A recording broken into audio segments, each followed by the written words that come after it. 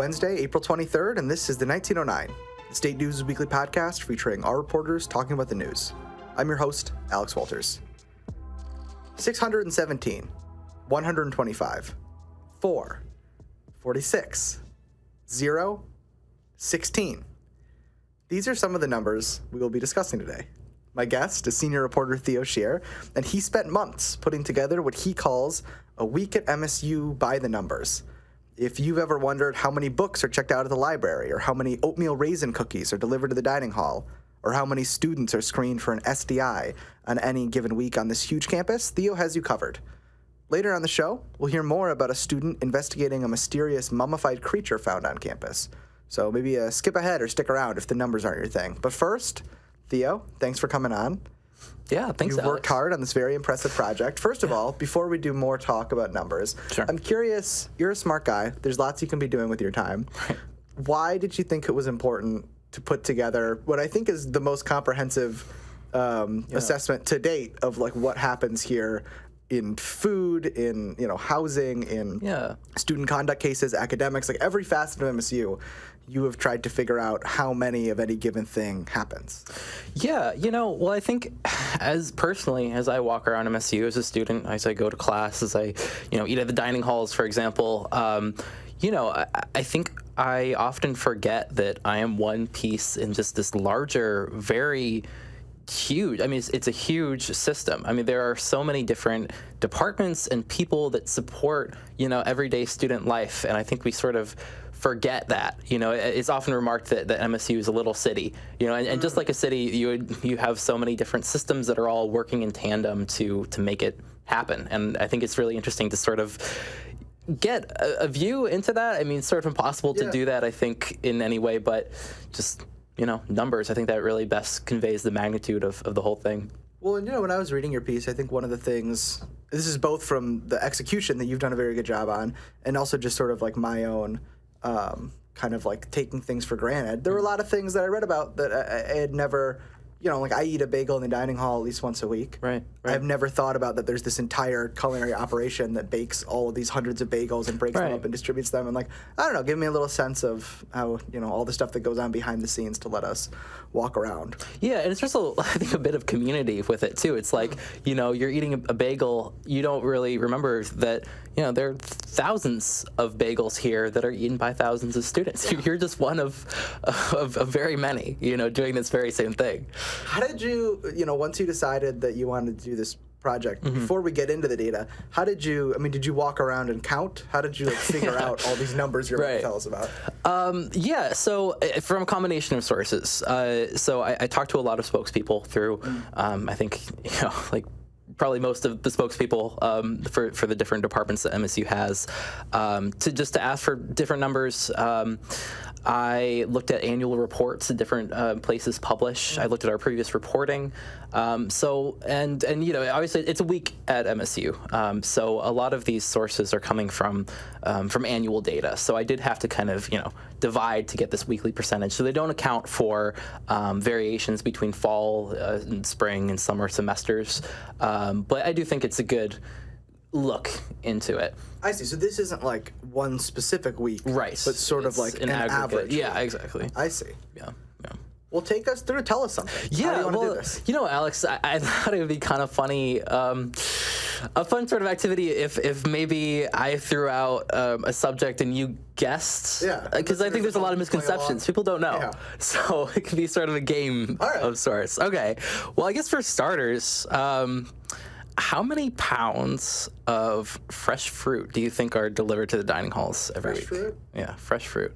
Does fresh fruit include, every day there's all the peaches and mandarin oranges? I'm guessing those come in a can. Yes, they're not canned. Fruit? Canned is a different category, just fresh. So it's just the bananas and apples, berries. Mm-hmm. I should clarify, fruit purchased each week for the dining halls. See. Yeah. 3,000 pounds of fruit a week. Alex, come on. No? 25,383. 25,000 pounds? Yeah. 25, yeah. Do you have a breakdown of like what kind of fruit they're buying?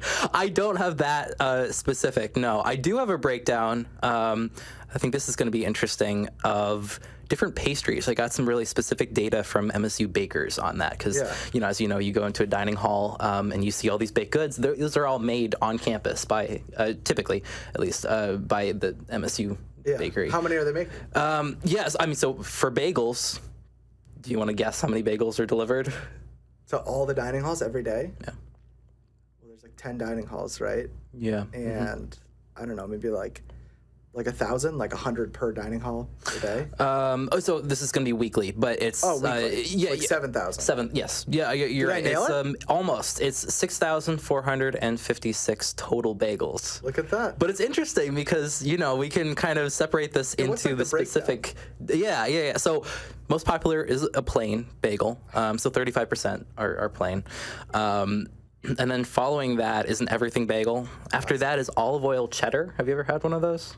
No, I mean, I don't think I have either. Popular? Apparently. Now where I'm eating. Yeah.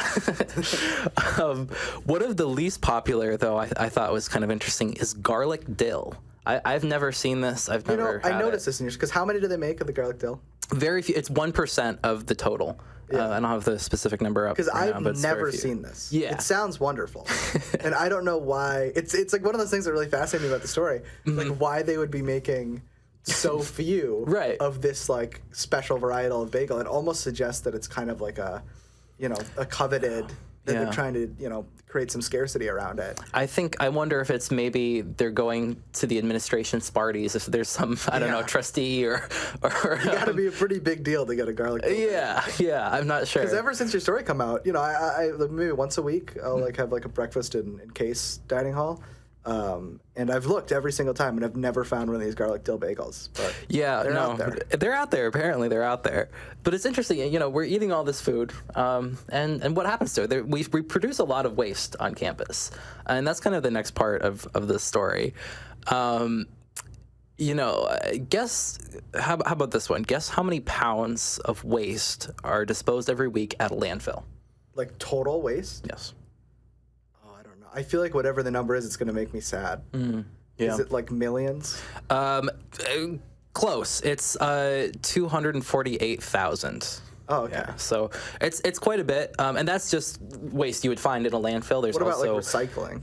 Recycling. That's a good one. Do they actually recycle? I've heard recycling is, in some places, it's not real. Yeah, I think there's questions about the actual efficacy of recycling, but here there's 109,000 pounds of material that are recycled. That includes paper, cardboard, plastic bottles, tubs, jugs, metal, and glass bottles. Is that like the total input of what people are just putting in recycling bins, or is that actually what they process? That's what they process. Oh, that's pretty good. I mean, that's like 200,000 in a landfill. 100,000 recycled? And there's also, when it comes to organic waste, there's a lot of different sort of like recycling or waste management sort of things that we do here that are sort of unique. So we have like I think 2 anaerobic digesters on campus. Is that where you put like the old food in it and then the gas? And it breaks it down with the gas, into, I think there's methane involved. How much goes in there every week? 140,000 gallons of waste. Oh. And we also have something really unique called vermicomposting. We had a really good story about that, about the worm wizard at MSU. Is that where they put worms on the food? It's over, I think, 1 million species of wait, what is it? No, I think over 1 million worms, that transform dining hall waste into this premium compost. And they process nearly 4,000 pounds of organic material each week. Interesting. Yeah. Tell me about the safety section of your story. I thought this part was really interesting. And this is where you get, we've had a lot of fun talking about food and waste. Right. You get a little more serious and as you read this, you start to, get more thoughtful. Tell me about this public safety aspect. Yeah, absolutely. So, I guess quick shout out because it's a constant source of discussion, but parking tickets is kind of part of the safety of the police operations. So there are 1,636 parking tickets issued each week, and around $40,000 are collected by those parking fines. But with the more serious side of safety, we see Let's see here. Yeah, and you've done some great reporting on this about the Office of Civil Rights and how they handle, complaints of violations of the anti-discrimination policy or the relationship violence and sexual misconduct policy. So, I found out that 8 reports on average come in every week that describe potential violations of the anti-discrimination policy, while 15 reports are sent in that describe violations of RVSM. And 4 come in that are a blend of both. So I'm wondering, these things, they take an average of 160 days for OCR to complete these investigations. And typically, the respondent in the case, so kind of like who the complaint is filed against, is an MSU employee. That's 56% of the time they're an employee. 37% of the time they're a student, and 7% of the time they are neither a student or an employee. So it takes 176 days for that to get resolved, for them to kind of issue this final decision. And once that happens, there's 25% chance of that being appealed. So basically someone says, we disagree with your decision, here's why. Guess what the percent chance is that appeal will actually work, that it'll actually overturn the decision? That, like, if I get a decision and then I take issue with it, that they will go the other way? Right. Yeah, they'll change their mind in some way. I would guess it's I've never seen that. Yeah. In cases I've written about. It's 0% in the data that I was working off of. It was, I think, yearly. So if you appeal your case, 0% chance, at least based on what's happened before. Yeah. Like, there will be a different result. In recent history, that's what the numbers say. It is interesting, though. You said it's 160 some days to finish a case? Yeah, 176 days. That is impressive. When I started writing about this a couple of years ago, I think Cozen O'Connor, the auditor at the time, was saying that it took over a year on average for MSU to finish one of these cases. Yeah, they've improved. That's a pretty big improvement in terms of actually finishing up these cases. Well, Theo, we're going to move on to another story you wrote. Yeah, Thank you. Those listening who are just, can't get enough of these numbers. You should check out the whole story on the site. Theo found a lot of great data, and some of our great illustrations people put together, kind of like a very cool visual presentation. Might be more interesting than the guessing game we put together. Yes. But Theo, you're not done yet. Tell me about, I love saying this to people, the mummy on campus. Mummy. You wrote about a mummy. Before we get into this whole interesting profile, just tell me, where did they find the mummy and why and how? Yeah, okay, so it's 2018. Yeah. And they're doing construction on Cook Hall. It's one of the older buildings on campus, and it's direly in need of renovations. They're redoing the ceiling, et cetera, and in the ceiling, some say the attic, others say the ceiling. They look up there, and there's a creature. There's a mummified animal of some sort, and it's a little scary. Its mouth is agape, and it's got this really dry, sort of graying brown skin. How and big is the creature? It's a foot long. Yeah, I see. And it starts this sort of mystery. So what happens when the construction team finds like some sort of artifact on campus is what they do is they send it typically to the campus archaeology program. This is a program on campus. They've actually made national news recently because they excavated a century-old observatory on MSU, thought to be lost to history, but I found it, and they kind of work in partnership with IPF to, just get different artifacts that might be uncovered. So these are archaeologists that aren't Indiana Jones. They're not out studying other stuff. They're archaeologists who study the archaeology of MSU. Yeah, of campus. They're just dedicated to that. I see. So they get this mummy. They get this mummy. And there's no one really knows what it is. Like the best guess at the time was a possum, because it's kind of that size, and some of the people involved were believe that was the case, but they don't know. Running around in the vents at MSU, possum to me rings a bell. But the photos, it looks a little more dog-like. Exactly. Yeah, that's the thing. So it sat there for 6 years or so, and only now a student with the campus archaeology program is investigating it. And she just figured, okay, there's an opossum, I'll investigate it, and it'll confirm that to be true. But what she found while comparing it to different skulls of different creatures was that it didn't match an opossum skull. What's more realistic was either a raccoon, which would make sense, again, getting into a building, ceiling somewhere, or a dog.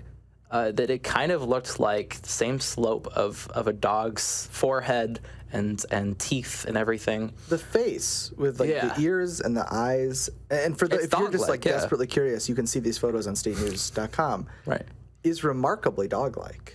Yeah, it would be a small dog. I mean, it is only a foot long. Maybe it's someone's little poodle or so, I don't know. But, so the student who was investigating this made a blog post about it on their website, and I saw it, reached out to her, and I actually got to witness kind of the next step in this sort of detective process that they're doing to uncover what the creature is. So I went there into their lab. I witnessed some X-rays, and I can report back that it does not appear to be a dog. On closer look of the skull, it's not a dog's skull. It's not the same size. It realistically wouldn't really make sense for that to be the case. It's the most realistic option is raccoon. How are they gonna narrow it further to figure out if it's a raccoon? Yeah, so the researcher is going to compare it to some skulls, get some real, raccoon skulls, and also other animals as well. Just, a dog, also a possum, just to check all the bases, just to make sure, and compare the X-ray images to those. But on preliminary review of them, it appears to be a raccoon. Where do you get a raccoon skull? She has one. Jeriel Cartelas. She's the researcher, and she's very much into bones and she studied roadkill when she was growing up. She would put it in her family garden and watch it decompose, and so she has a raccoon skull of her own that she's going to be. Wow. Comparing. Well, that's very handy. Yeah. You'll have to give us an update when they figure out what this thing actually is. Yeah, of course. Well, that's all for now. In fact, that is actually all for this year, but I believe we will be back in the fall with more 1909, more fresh reporting from the great minds here at the State News. Until then, though, the wonderful stories written by Theo that we talked about and plenty more are available at statenews.com. Our staff still works and writes stories all summer. You just won't be hearing the podcast. So, well, thank you, Theo, for coming on the show. Yeah. Thank you to our podcast coordinator, Taylor. And most of all, thank you for listening. For the 1909, I'm Alex Walters.